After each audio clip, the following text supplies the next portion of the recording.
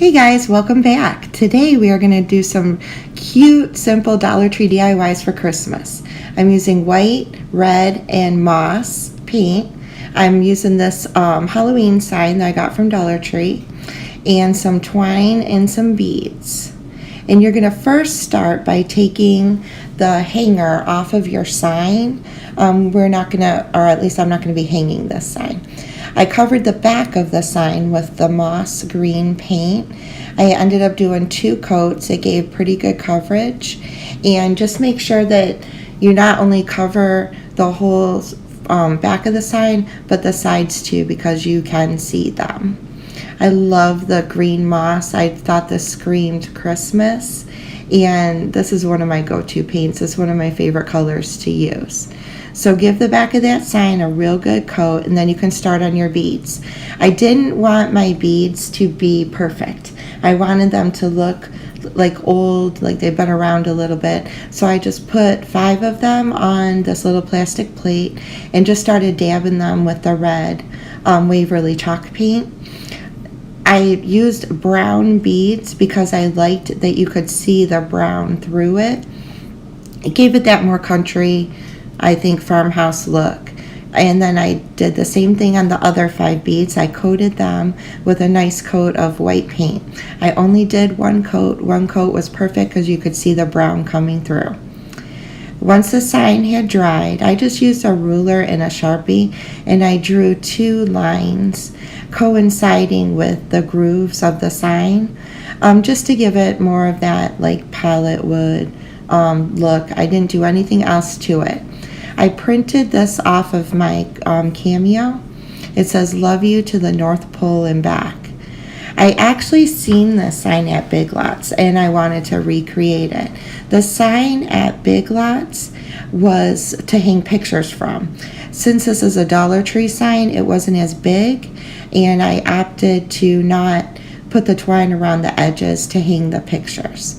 Now you can use a print, Google image printout if you wanted. If you have a Cricut or a Cameo, this works perfect.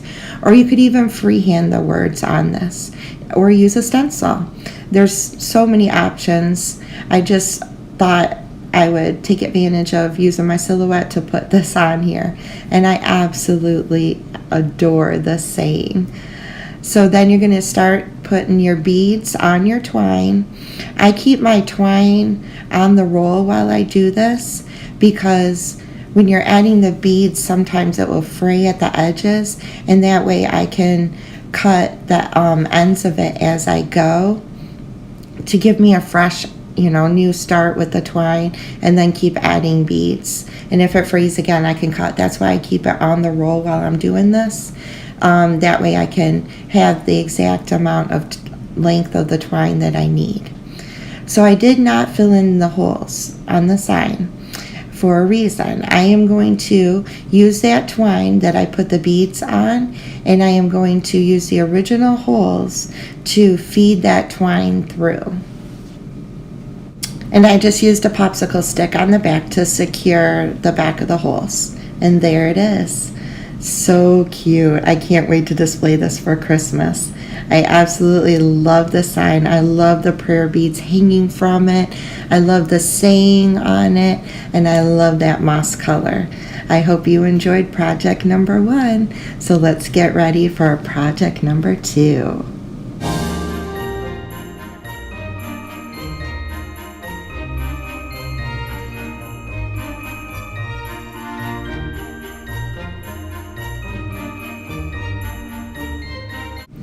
For project number 2, we are going to create this Christmas tree. And I am going to be using some Waverly chalk paint in black. Yes, that is a Plunger, toilet plunger from Dollar Tree. Some Dollar Tree, it's like that Christmas greenery that you fill in the Christmas trees with. And I had this red star and some buffalo check ribbon for the bows. So you're going to take these, Christmas tree, what do you call them?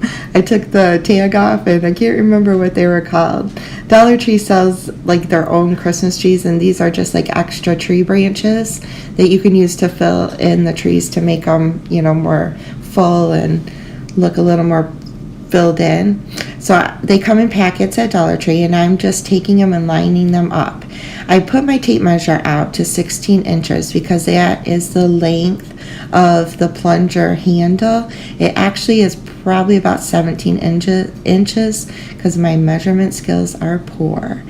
So I did have to cut 2 more. But I'm lining these up and I'm just eyeballing it. I'm doing rows of 2. So the first 2 are the same length. Then I'm taking the next 2 and I'm just cutting a little bit off of the ends. Those 2 will be the same length. And I'm going to continue going all the way up, trimming them smaller than the ones before to form a Christmas tree. I used wire cutters. It was perfect. You could even use a little bit of, if you needed just to cut a little bit more greenery off, you can even use your scissors. So like I said, groups of 2, just keep going up the measuring tape and making the next group smaller than the ones before. And like I said, my measurement was a little bit off.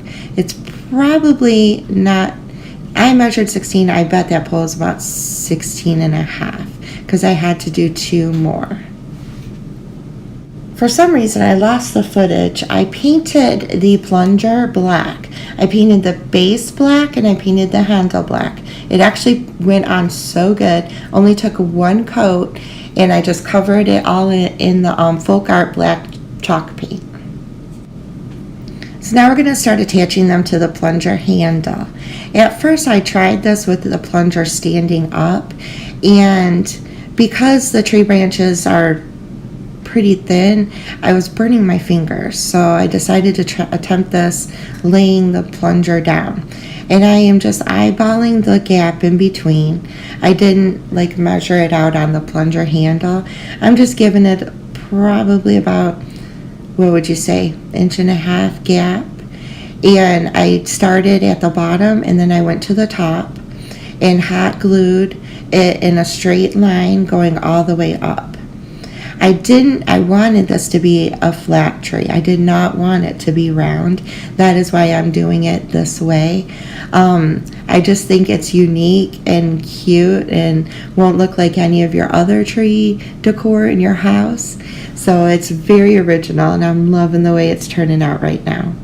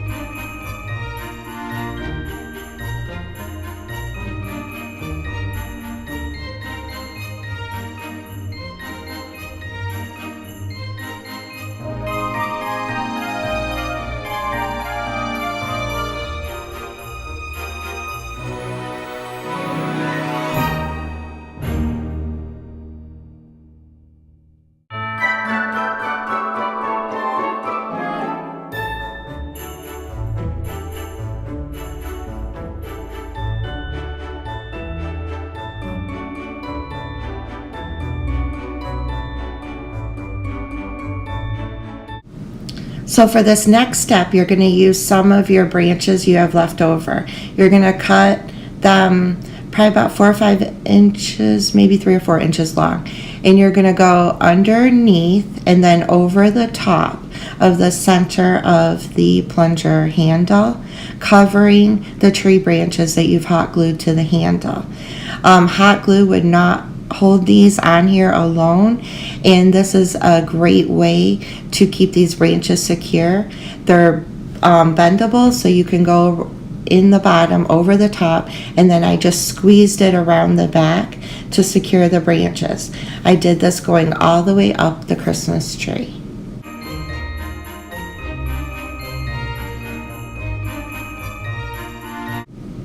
Now it's time to make your bows. I'm using this buffalo check ribbon that I got from Hobby Lobby, and I'm just tying them into small little bows and hot gluing them to the ends of the branches. I'm doing every other branch because I didn't want it to be overkill. I just think it would be too much if you did every branch. So I left the bottom branch blank and started with the second row and added a buffalo check bow to every other branch going up to the top.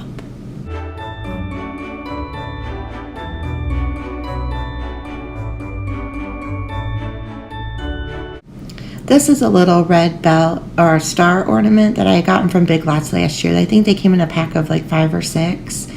And I'm using that as the star on top of the Christmas tree.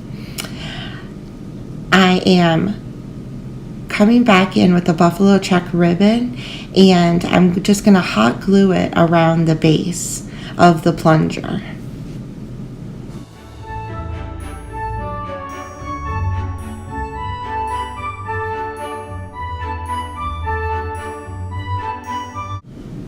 I never was before, but for some reason lately I am just in love with flocked looking Christmas trees. So I thought it would be cool to take some Waverly white chalk paint and just dry brush some white onto these tree branches. I think it makes the tree pop and come alive, and just, like I always say, it gives it some added cuteness.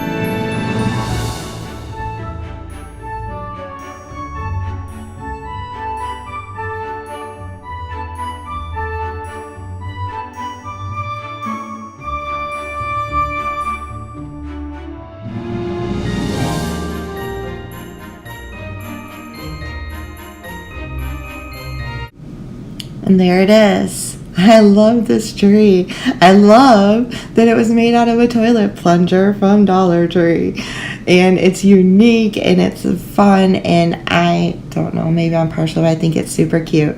I hope you enjoyed it too. If you did, please consider subscribing to my channel. Give me a thumbs up so I know I'm doing it right. And I have many more DIY Christmas tutorials in store for y'all. So I hope y'all had a wonderful and blessed day. I'll see you again soon, y'all. Bye.